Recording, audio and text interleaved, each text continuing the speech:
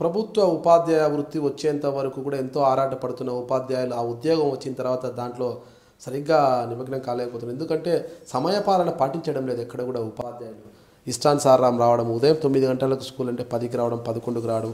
కొంతమంది వ్యక్తిగతంగా real estate వ్యాపారాలు చేసుకుంటూ బినామీ టీచర్లని, విద్యా వాలంటీర్లను పెట్టి వాళ్ళతో నడిపించడము, లాంటి చర్యలు ఎక్కువగా సాగుతున్నాయి ప్రభుత్వ పాఠశాలలో. ఇలాంటివి ఇప్పటివరకు మీ దృష్టికి ఏమైనా వచ్చాయా, లేదంటే ఇటువంటి వాటి మీద మీరు ఏమైనా దృష్టి కేంద్రీకరిస్తున్నారా? నార్మల్గా అయితే మేము అక్కడ వెళ్ళేటప్పుడు స్కూల్స్ కూడా చెక్ చేయడం జరుగుతుందండి. టీచర్స్ అందరూ ఉన్నారా లేదా, స్టూడెంట్స్ అటెండెన్స్ ఎంత ఉంది, అటెండెన్స్ ఇక్కడ ఎంత ఉంది, వాళ్ళు కూర్చున్న వాళ్ళు ఎంతమంది ఉన్నారు అనేది కూడా నేను నార్మల్గా ఇటు చూస్తాను. అట్లా లెక్కేయడం, కౌంట్ కూడా చేసి 2-3 షాట్లు పట్టుకున్నాను అందరినీ. వాళ్ళు లేదమ్మా ఇప్పుడే ఫంక్షన్కి వెళ్ళారు అలా చెప్పడం కూడా జరిగింది. ఆ విధంగా మరి మిడ్ డే మీల్స్ కానివ్వండి, అది కూడా చెక్ చేస్తుంటే ఏ విధంగా వండిస్తున్నారు, మీరు అసలు చెక్ చేస్తున్నారా లేదా, స్టూడెంట్స్ ఎంతమంది తింటున్నారు అనేది మొత్తం ఫైల్తో మిడ్ డే మీల్స్ ఫైల్ కూడా రిజిస్టర్ కూడా చెక్ చేయడం జరిగింది. సమయపాలన పాటించిన ఉపాధ్యాయుల పైన ఎలాంటి చర్యలు తీసుకుంటారు మీరు? అదే ఇప్పుడు దాకైతే నేను చాలా స్కూల్స్ వెళ్ళాను. దాదాపు 326 ఉంటే 250 అబోవ్ వెళ్ళాను సార్ స్కూల్స్. అయినప్పటికీ కూడా నాకు ఎక్కడైతే దొరకలేదు. బయోమెట్రిక్ కూడా పెట్టబోతూ ఉన్నారు. మీతో పాటు చదువుకున్న వాళ్ళు ఎవరైనా టీచర్లు అయ్యి కానీ మీకు విద్య నేర్పిన గురువులు కానీ ఎక్కడైనా ఉంటే చూస్తున్నట్లు వదిలేస్తున్నారు ఎట్లా? మా బ్యాచ్ మేట్స్ అయితే ఎవరు టీచర్స్ అవ్వలేదండి. మా టీచర్స్ అయితే చాలా మంది ఉన్నారు. కొంతమంది రిటైర్ అయిన వాళ్ళు కూడా నా దగ్గరికి వచ్చి కలవడం జరిగినప్పుడు ఎలా నమస్తే చైర్పర్సన్ గారు అంటారా, లేకుంటే ఏం జానీమూన్ బాగున్నావా అంటారు కదా. ఈ విధంగా బ్యాచ్ టీచర్స్కి అనేది స్టూడెంట్స్ గుర్తుంటారండి. ఎందుకంటే వాళ్ళు చాలా బ్యాచెస్ని పంపిస్తూ ఉంటారు. స్టూడెంట్స్ మాత్రం టీచర్స్ గుర్తుంటారు. నేను చాలామంది వాళ్ళకి ఎవరికి గుర్తులేను. ఆ ఫీల్ ఎలా ఉంటుంది చెప్పండి. అసలు మీరు ఒక స్టూడెంట్గా ఉన్నారు, చెప్పి చైర్పర్సన్ అయిపోయి స్కూళ్ళకు మీరే తనిఖీకి వెళ్తున్నారు. నేను చాలాసార్లు చాలామంది పెద్దలు చెప్పేటప్పుడు సభలో ముందు కూర్చొని వినడమే తెలుసు నాకు అప్పుడు దాకా. తర్వాత నేనే కూర్చుని నేనే మాట్లాడడం అనేది అది చూస్తూ ఉంటే నాకు చాలా హ్యాపీగా అనిపించింది. నాకు కూడా ఇంత మంచి అవకాశం వచ్చిందా అని చెప్పి అనుకుంటూ ఉంటాను ఎప్పుడు కూడా. అదేవిధంగా మా టీచర్స్తో మాట్లాడేటప్పుడు వాళ్ళు చాలా సంతోషంగా హ్యాపీగా ఫీల్ అవుతారు. మా స్టూడెంట్ అని చెప్పి అందరికీ పరిచయం చేయడము, మా దగ్గర అమ్మాయి చదువుకుందని చెప్పి వాళ్ళందరూ చెప్తుంటే వాళ్ళ కళ్ళల్లో ఆనందం చేస్తుంటే ఇంకా సంతోషంగా ఉంది నాకు. మీరు చదువుకున్న స్కూల్కి ఎప్పుడైనా వెళ్ళారా తనిఖీకి? నేను చాలాసార్లు వెళ్ళానండి. నా స్కూల్కి ఏం చిన్న ప్రోగ్రామ్ ఉన్నా సరే కంపల్సరీ అటెండ్ అవుతాను మా స్కూల్ కాబట్టి. అక్కడ ఎలా ఫీల్ అవుతారు మీరు? మీరు చదువుకున్న స్కూల్లో మీరే ఒక ఉన్నత హోదాలపై ప్రోటోకాల్ ప్రకారం మీరే అక్కడ ఉంటారు, అక్కడ టీచర్లు అందరూ కూడా ఉంటారు కదా. అప్పుడు ఎలా ఉంటుంది మీకు ఆ ఫీల్? అంటే వాళ్ళు మిమ్మల్ని మేడం పిలవాలి, ఖచ్చితంగా ప్రోటోకాల్ పాటించాలా మీరు పోయినప్పుడు, అది ఎలా మీరు దాన్ని అధిగమిస్తుంటారు? చాలా సంతోషంగా ఉంటుందండి. స్టూడెంట్స్ కూడా నాతో హ్యాపీగా ఉంటారు. అక్క అని చెప్పి అందరు బాగా మాట్లాడతారు. ఇంకా ఏదన్నా ఉంటే చెప్తారు సమస్యలు. అందరూ కూడా నాలాగా చెప్పి చైర్పర్సన్ గా మీరు కూడా బాగా చదువుకోండి అని చెప్తుంటారా? మీకు కూడా అవకాశం వస్తుంది తప్పకుండా. చదవడం వల్ల ఏదైనా వస్తుంది, బాగా చదువుకోండి.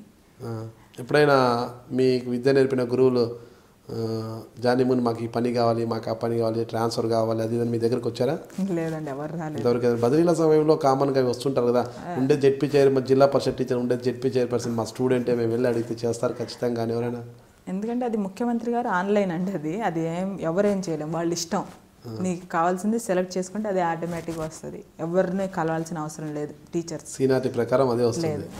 అన్నీ కూడా బదిలీలు అంతా కూడా రాజకీయం అయిపోయినాయి మేడం. ఒక విద్యా వ్యవస్థలో కూడా ఆ పద్ధతి మారడంతోనే బాగుంది అనుకుంటున్నాము. అంటే దాంట్లో ఎవరి ప్రమేయం లేకుండానే జరుగుతుందని మీరు భావిస్తున్నారా?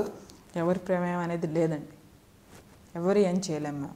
ప్రస్తుతం జన్మభూమికి వెళ్తున్నారు కదా మేడం, జన్మభూమిలో ఎలాంటి సమస్యలు ఎదురవుతున్నాయి మీకు? ముఖ్యంగా జన్మభూమిలో దాదాపు అందరు సంతోషంగా ఉన్నారండి. ఎందుకంటే first of all pensions next month నుంచి పెన్షన్స్ మనస్ఫూర్తిగా చెప్పండి. నిజంగా అండి, పెన్షన్స్ ఇవ్వబోతున్నాయి. ఇవ్వకపోతే చాలా ప్రాబ్లం.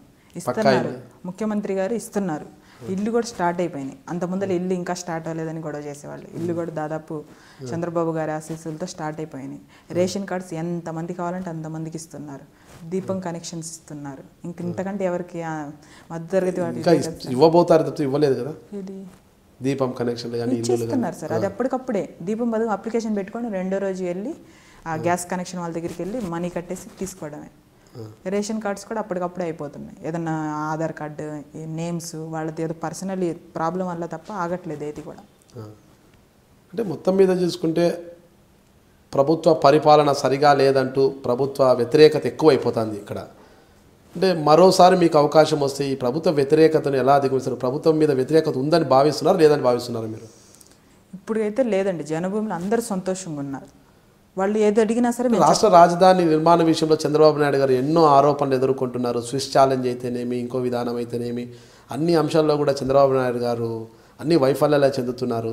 ఈ విషయాలన్నింటినీ కూడా ప్రభుత్వ వైఫల్యాలుగా భావిస్తున్నారు. దీన్ని ఎలా అధిగమిస్తారు మీరు? రాజధాని నిర్మాణం ఇంత జరిగిందంటే అంటే మొత్తం జరగలేదు. దేవుడి ఆశీస్సులు, చంద్రబాబు గారి ఆశీస్సులతో మాత్రమే. చంద్రబాబు గారి ఏ విధంగా అయితే కష్టపడుతున్నారు, చాలా కష్టపడుతూ ఉన్నారు. 64 సంవత్సరాల వయస్సులో కూడా ఎంత కష్టపడుతున్నారంటే, మేము కూడా నా ఏజ్ 27 ఇప్పుడు అయినప్పుడు నేను కూడా అంత తిరగలేను. అంటే సీఎం గారు అంతని కాదు, నేను నార్మల్గా చెప్తున్నాను ఏజ్ లిమిట్ గురించి.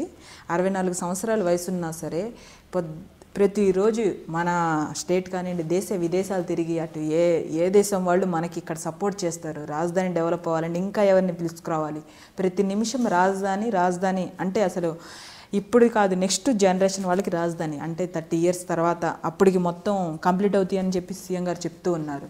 అయినప్పటికీ కూడా ఇప్పుడు సెక్రటరేట్ ఇంత తొందరగా సెక్రటరేట్ కడతారని ఎవరైనా తాత్కాలికం అన్నారు. దాంట్లో ఏం కూడా వసతులు లేవు, తాత్కాలికంగా నిర్మించారు సార్. అసలు అది చూస్తే ఎంత షాక్, అసలు మొత్తం ఏసీ, అది చూస్తేనే ఒక ప్రపంచం లాగుంది. అది చాలా బాగుంది. మాకైతే అసలు అమరావతి అంటే బుద్ధుడు తప్పితే ఏం లేదంటున్నారు. లేదండి, అదేం లేదు. సెక్రటరేట్ ఉంది, చంద్రబాబు గారు రోజు అక్కడే ఉంటున్నారు, మినిస్టర్స్ అక్కడికి వెళ్తున్నారు, అంతా అక్కడి నుంచి పరిపాలన సాగుతుంది. ఇప్పుడు దాదాపు 6 months నుంచి అలా అక్కడి నుంచి పరిపాలన సాగుతుంది. అదే కాకుండా ఇంకా అనేక ఏఐటి ఇంకా చాలామంది కాలేజెస్ వాళ్ళు కానివ్వండి, ఇంకా చాలా మంది వచ్చి శంకుస్థాపన చేసుకుంటూ ఉన్నారు. కొన్ని చోట్ల వర్క్స్ కూడా ప్రారంభమైనవి. ఈ విధంగా డెవలప్మెంట్ అయిందంటే. నేను మీ జానిమూన్, జిల్లా పరిషత్ చైర్పర్సన్, గుంటూరు. మీరు చూస్తున్నారు ఐ డ్రీమ్ న్యూస్.